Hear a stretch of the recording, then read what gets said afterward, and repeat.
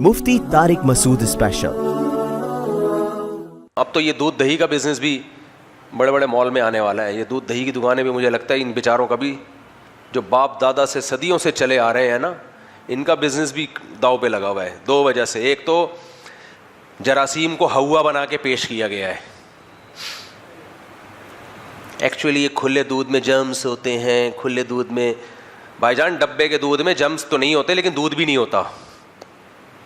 آپ کہہ سکتے ہو بھائی پھر کیا ہوتا ہے؟ بھائی صاحب وہ دودھ کو اتنے پروسیس سے گزارا جاتا ہے کہ وہ دودھ نہیں ہے جس کی قرآن نے تعریفیں کی ہیں. اگر یہ دودھ ہوتا, مجھے ایک گلاس میرے حلق میں اتروا کے دکھا دو, میں نے زندگی میں نہیں پیا ہوگا. ایک آدھ دفعہ پیا ہے ڈبے کا دودھ نا, یہ پینے کا ہے ہی نہیں. آپ بھینس کا گائے کا تازہ دودھ پیو, اس کا ٹیسٹ الگ ہے, اس کا ذائقہ الگ ہے. ڈبے کا پیو, جب ٹیسٹ اتنا چینج ہو گیا تو یہ قدرت نے تھوڑی چینج کیا ہے, یہ کمپنیوں نے چینج کیا ہے. اور آپ کا کیا خیال ہے, یہ آپ کی صحت کے لیے چینج کیا ہے؟ اور بھائی جان آج کل ہسپتال ہیلتھ کے لیے نہیں رہے, کاروبار بن گئے ہیں. تو کمپنیاں دودھ پلائیں گی آپ کو صحت کے لیے. ہاں کچھ اچھے ہسپتال بھی ہیں, لیکن ہاسپٹل کا تو کام ہی یہی ہے نا, کمپنیوں کا کام صحت دینا تھوڑی ہے آپ کو. میں 2 مہینے سعودی عرب میں رہا ہوں. 2013 میں حج کے لیے جب گیا تھا, دودھ نہیں مل رہا تھا تو پیکنگ کا دودھ پیتے تھے, حالانکہ وہ بھی فریش ملک ہی ہوتا تھا, وہ ٹیسٹ ہی نہیں تھا. گھر میں آ کے سب سے پہلا کام جو میں نے کیا ہے نا, دودھ کا ڈھکن, جب دیگچی کا ڈھکن کھولا ہے, او ہو بھینس کے دودھ کی جو خوشبو آئی ہے, میں نے کہا بھائی 2 مہینے میں ہمیں یہ خوشبو نہیں ملی. اس کے بعد پیا لبنن خالصا سائغا للشاربین. قرآن کہتا ہے تم سوکھا چارہ ان جانوروں کو کھلاتے ہو اور ان کے تھنوں سے ایسا دودھ نکلتا ہے سائغا للشاربین, پینے والوں کی حلق میں پھسلتا چلا جاتا ہے. آج ایک اور علمی نقطے کی طرف میرا ذہن گیا. اللہ کہتے ہیں لبنن خالصا, یہ ایسا دودھ ہے جس میں گوبر کی اور بدبو کی اور خون کی آمیزش نہیں ہے, خالص دودھ ہی ہے. اللہ نے تو اسے ہر طرح کی آمیزش سے, ہر طرح کی ملاوٹ سے بچا کے ہمیں پلایا تھا. ہم نے بھینسوں کو ٹیکے ٹھوک ٹھوک کے وہ کیمیکل بھی دودھ میں لے کر آئے, اور پھر ڈبوں میں لے جا کے پریزرو کرنے کے لیے اس میں الگ سے کیمیکل ڈالے. اللہ نے تو دودھ کی خاصیت ہی یہ بیان کی ہے, 2 چیزیں ہیں اس میں.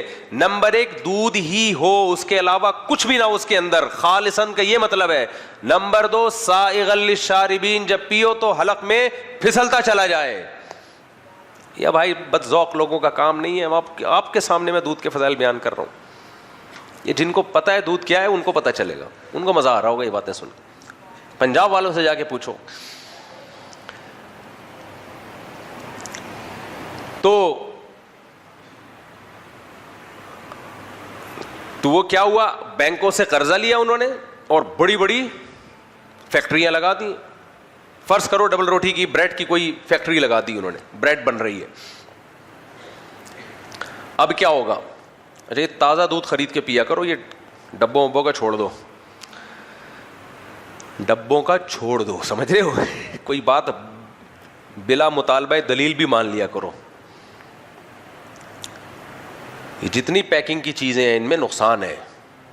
میں تو کمپنیوں کا نام نہیں لیتا, کیس کریں گے میرے خلاف, بولیں گے ہاں بہت اچھی کمپنی, ابھی لوگ سمجھتے چھوڑ دو اس کو, کچھ بھی نہیں ہے.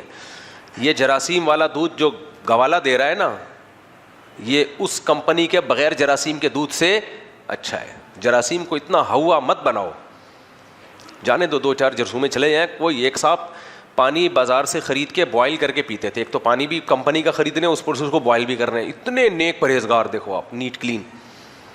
ایک دن نہا رہے تھے, بیمار ہو گئے, پانی کا شاور سے نا قطرہ پیٹ میں چلا گیا, کیونکہ اتنا زبردست پانی پینے کے عادی تھے کہ وہ جو نہانے کا پانی ایک چلا گیا تو جسم نے بولا کہ آپ یہ تو بدتمیزی پہ اتر آئے ہو, آپ گٹر کا پانی پلا رہے ہو ہم کو, اتنے چھوئی موئی. تو اعتدال سے ہر چیز اچھی ہوتی ہے. جراثیم کو ہوا بنا لیا بھائی. ہمارے نبی صلی اللہ علیہ وسلم نے تو مجھے نہیں, میں نے کوئی حدیث دیکھی کبھی دودھ بوائل کر کے پیا ہو, کبھی بھی بوائل کر کے نہیں پیا آپ صلی اللہ علیہ وسلم نے دودھ, تازہ دودھ. ہاں دودھ رکھا رہے گا تو پھر ظاہر ہے اس میں بیماریاں آئیں گی. فریش ملک پیو بغیر بوائل کیے ہوئے. اور اگر ڈاکٹر کہتے ہیں نہیں اس میں جراثیم ہے تو ڈاکٹر کو گھر میں اولا وجود جو ہے نا وہ اس کو پلا دو آپ.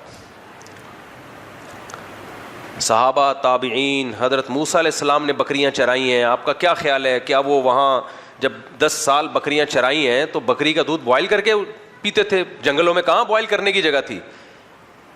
کتنی حدیثیں ہمیں ملتی ہیں، نبی صلی اللہ علیہ وسلم گھر میں آئے، صحابی نے بکری کا دودھ دھویا اور آپ صلی اللہ علیہ وسلم کی خدمت میں لا کے پیش کیا، اور آپ نے ایسے اس کو تناول کیا ہے.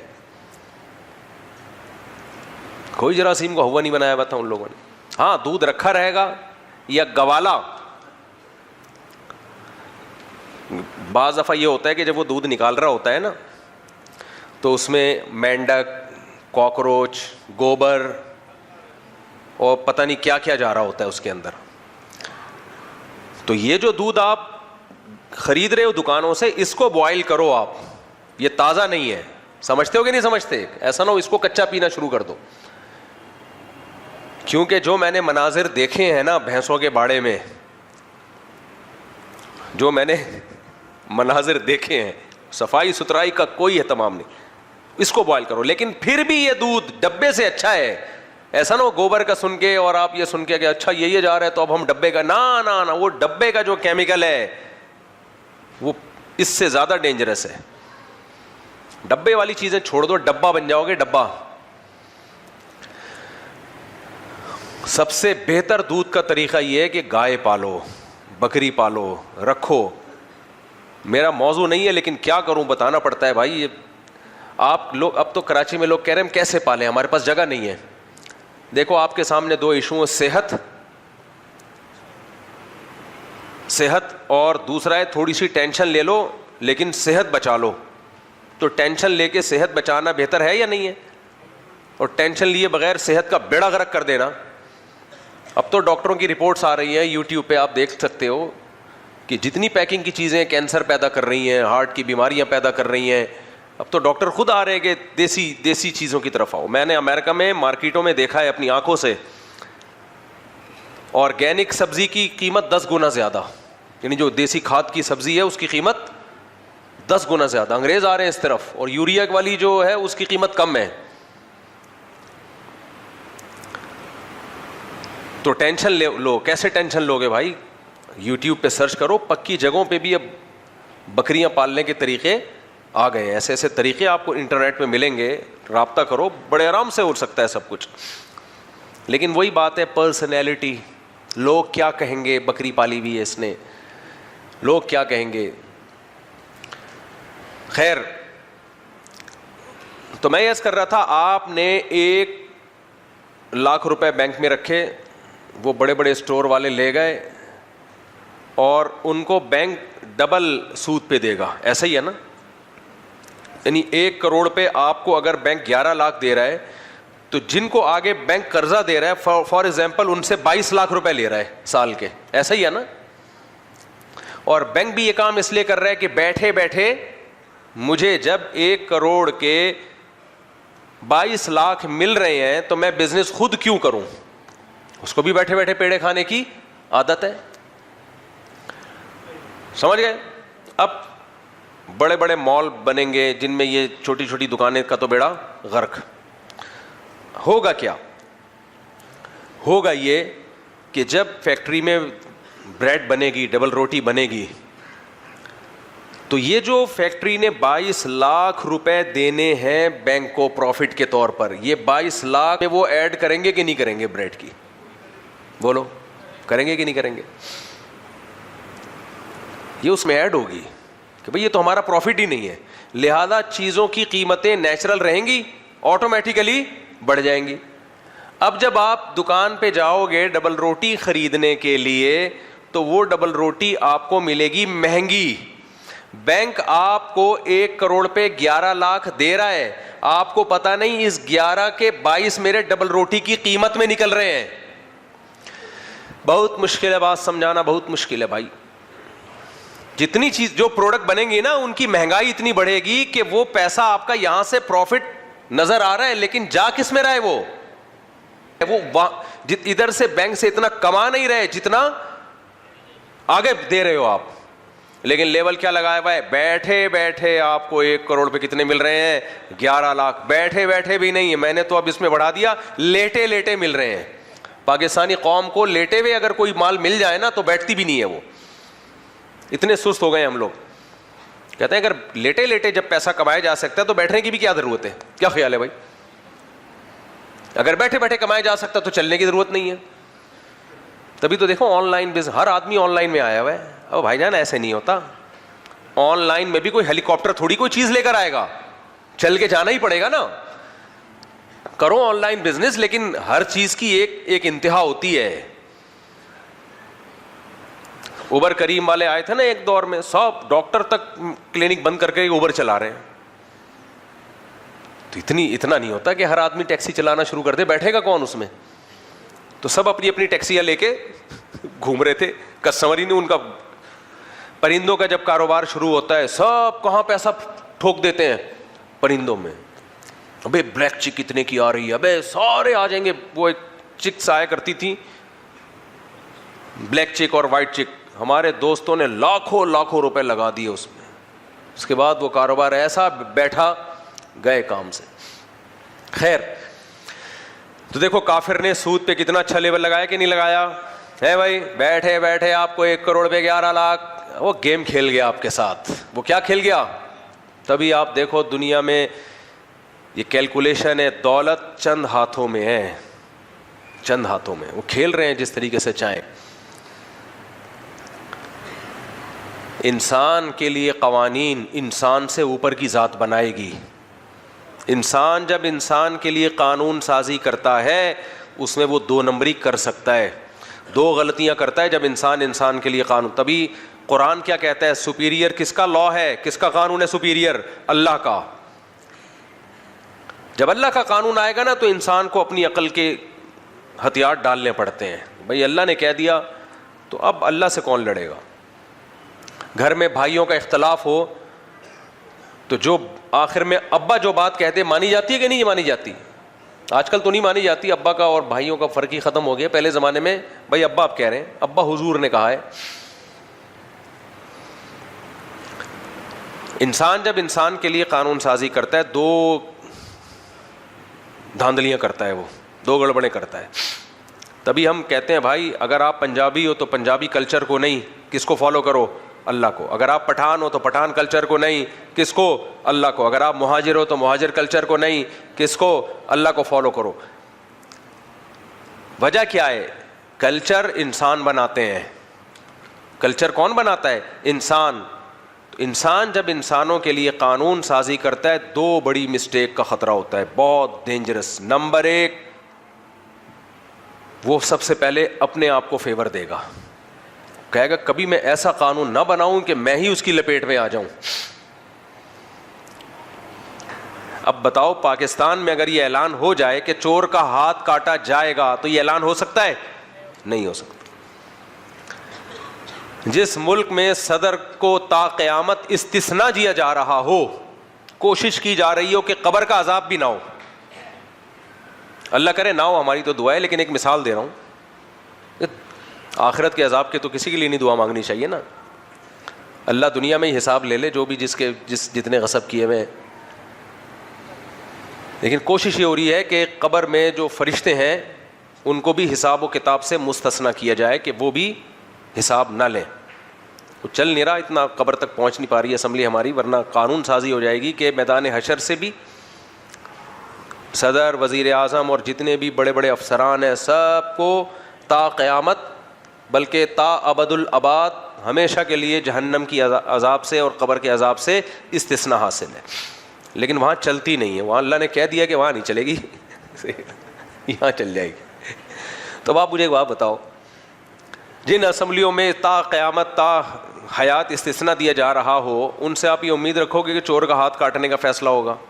ظاہر اگلا بولے گا یار ہمارا کیا ہوگا کالیا, ہمارا کیا ہوگا کالیا. تو انسان جب انسان کے لیے قانون بناتا ہے تو سب سے پہلے کس کو فیور دیتا ہے؟ وہ اپنے آپ کو فیور دے گا. وہ یہ تھوڑی کرے گا کہ یار ایسا قانون بنا دوں جو میرے اوپر ہی آ رہا ہو. پوری دنیا میں شراب کے نقصانات مسلم ہیں. جن ملکوں میں قانون بہت مضبوط ہے, مکھی پر نہیں ہلا سکتی حکومت کی پرمیشن کے بغیر, وہاں بھی قتل و غارت. کیوں؟ شراب کی وجہ سے. شراب پینے کے بعد نہیں پتہ چلتا کیا کر رہا ہوں میں. اور ان ملکوں میں آپ شراب پی کے بندہ مار دو, کوئی قتل کا, پھانسی کا, عمر قید کا کیس نہیں ہے. آپ نے یہ ثابت کرنا ہے میں نے پی ہوئی تھی. کہتے ہیں پی ہوئی تھی تو دماغ تو کام نہیں کر رہا تھا. سوال پیدا ہوتا ہے بھائی شراب کو انلیگل کیوں نہیں کر دیتے؟ بھائی کیوں انلیگل کریں گے؟ جتنے اسمبلی میں بیٹھے ہیں وہ سب شراب پی کے تو آئے ہوئے ہوتے ہیں, وہ کیوں انلیگل کریں گے؟ سمجھتے ہو کہ نہیں سمجھتے؟ اس لیے قانون ہمیشہ انسان سے اوپر کی ذات بنائے گی جس کو سب مانیں گے. میاں بیوی کے جب جھگڑے ہوتے ہیں تو عورت چاہتی ہے میرے لیے شوہر میرے حقوق ادا کرے, مرد چاہتا ہے بیوی میرے حقوق ادا کرے. ان کو آپ کیسے قائل کرو گے کہ کس کا کس پر کیا حق ہے؟ شوہر کا ابا بتائے گا, وہ تو اپنے بیٹے کو فیور کرے گا. بیوی کی اماں بتائے گی, وہ تو اپنی بیٹی کو فیور کرے گی. اس لیے یہاں بھی کس کی بات مانی جائے گی؟ مسلمانوں کے پاس اسلام ہے بھائی, اللہ نے کہہ دیا, ختم. مسلمان عورت کہے گی بھائی جب اللہ نے کہہ دیا تو دیٹس آل, ختم, فنش. لیکن جو لبرل انٹیاں ہیں ان کو اللہ سمجھ میں آتا ہی نہیں ہے. ان کو جب کہا جائے کہ یہ میاں ہے تمہارا گھر کا سربراہ ہے, اس کی تم نے اطاعت کرنی ہے, اس کی مرضی کے بغیر آپ گھر سے نہیں جا سکتی, یہ کون ہوتا ہے مجھے روکنے والا؟ تو ٹھیک ہے, اب آپ کو کوئی دنیا کی طاقت سمجھا نہیں سکتی. مرد کو اگر کہا جائے بھائی آپ کے ذمے حقوق پورے کرو, آپ, میں کیوں پورے کروں؟ اس کو بولو اپنے باپ سے پیسہ لے. تو اس کو بتایا جائے اللہ نے آپ کے ذمے ڈالا ہی ہے, تو اگر آپ اللہ کو مان لو گے تو حقوق پورے کر دو گے, اگر آپ نہیں مانو گے تو کوئی لڑ سکتا ہے؟ تبھی آپ دیکھ لو جو مذہبی لوگ نہیں ہیں ان کے گھر تباہ و برباد ہو گئے ہیں. مسلمانوں کے علاوہ جو فیملی سسٹم ہے سب تباہ و برباد.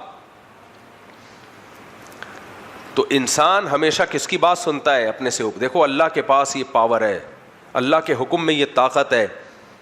اگر ایک آدمی اپنی زوجہ کو کہتا ہے, باپ اپنے بیٹے کو کہتا ہے کہ تو نے 1 ہفتہ کنٹینیو بھوکا پیاسا رہنا ہے, رہ لے گا؟ وہ نہیں مانے گا, چھپ چھپ کے کھائے گا.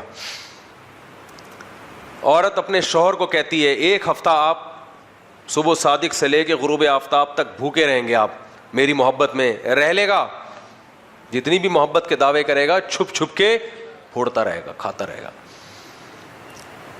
شوہر بیوی کو کہتا ہے 1 ہفتہ آپ نے میری محبت میں بھوکا پیاسا رہنا ہے, رہ لے گی؟ جون جولائی میں رہ لے گی؟ نہ. میرے بھائی اللہ کے پاس یہ پاور ہے, اللہ نے کہہ دیا 1 مہینہ بھوکا پیاسا رہنا ہے, جون جولائی ہو یا دسمبر ہو, 20 گھنٹے کے روزے ہوں یا 10 گھنٹے کے روزے ہوں, پوری دنیا میں ایک ہلچل مچ جاتی ہے. 1 مہینہ مسلمان صبح صادق سے لے کے غروب آفتاب تک روزہ رکھتے ہیں. انسان کی فطرت ہے, گاڈ, خدا, اللہ, اس کے حکم کے آگے سر جھکائے گا. اپنے جیسوں کے آگے سر جھکانا یہ انسان کی نیچر نہیں ہے. وہ کہتے ہیں کیوں؟ جب آپ کو آپ جیسا کوئی آرڈر دے گا آپ کہے گا کیوں, اس کی ریزن کیا ہے؟ ابا کہے گا میری محبت میں 1 ہفتہ روزے رکھو, آپ پوچھیں گے ابا وائے, کیوں؟ آپ بولو 1 گھنٹہ میں آپ کے پاؤں دباؤں, ٹھیک ہے دبا دوں گا پاؤں میں. آپ بولو میں پیسہ کما کے لاؤں, لے آؤں گا میں. آپ بولو میں آپ کو پانی پلاؤں, پلا دوں گا. آپ بولو میں آپ کو چائے پلاؤں, پلا دوں گا. فائدہ نظر آ رہا ہے 1 ہفتہ روزے, کیا آپ کو کیا مل رہا ہے اس سے؟ وہ بھی نہیں رکھتا.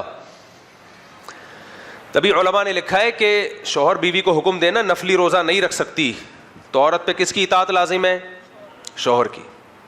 آج کل پھر خواتین اتنا غصے ہوتی ہیں کہ میاؤں کے حقوق پہ بیان کرتا رہتا ہے. بھائی میاں رہا نہیں ہے نا آج کل, اس لیے حقوق بول رہے ہیں, وہ خانسامہ بنا ہوا ہے. ونس اپون اے ٹائم کے گھر میں میاں ہوا کرتے تھے, آج کل میاں مارکیٹ سے شارٹ. جمشید ہے گھر میں, غفار بھی ہے, ہسبینڈ نہیں ہے. میاں ونس اپون اے ٹائم, خانسامہ ہے وہ. تو اتنا حکم دیا اسلام نے, شریعت نے. تبھی تو میں دیکھو, میرے تو یوٹیوب پہ چینل چلتا ہے نا, جو جن کے یوٹیوب پہ ویڈیوز چلتی ہیں وہ تو چاہتے ہیں ویورز زیادہ سے زیادہ ہوں. کیا خیال ہے؟ یہی چاہتے ہیں نا. تو میں تو خواتین کو خوش کرنے کے لیے وہ باتیں کر سکتا ہوں کہ چینل ابھی 5 ملین ہے, ایک دم سے دھڑام سے 10 ملین ہو جائے. یہ ہوتا ہے, آپ ذرا خواتین کو ہر بات میں فیور دینا شروع کرو تو دڑام سے آپ کی ویڈیوز پھیلتی ہیں, کیونکہ عورتیں زیادہ ہیں. لیکن بات وہی ہے کہ بھائی ہم کس کے پابند ہیں؟ اللہ کے پابند ہیں نا. جو اللہ نے کہا ہم اتنا ہی بیان کریں گے, اس سے آگے نہیں. معین اختر ایکٹر تھا لیکن بڑے کام کی بات کر گیا. اس سے ایک دفعہ ٹیلی ویژن میں انٹرویو کے درمیان پوچھا کہ آپ خواتین کے حقوق کے, آزادی کے کتنے قائل ہیں؟ اس نے کہا میں صرف اتنا ہی قائل ہوں آزادی کا جتنا اسلام نے آزادی دی ہے, بس. منافق آدمی نہیں تھا نا, جو دل میں تھا زبان پہ لیا. اور یہ جو آج کل ٹی وی میں آتے ہیں خواتین لیڈیز میں, ان کے جا کے بولو اپنے گھر میں بیوی کو کتنا حقوق دے رہا ہے تو. میڈیا کی دنیا اور ہوتی ہے میرے بھائی, سچی مچی کی دنیا میں کبھی ٹائم پہ چائے نہیں ملتی, سمجھ رہے ہو؟ سچی مچی کی دنیا اور ہوتی ہے, میڈیا کی دنیا, ڈراموں فلموں کی دنیا اور ہوتی ہے.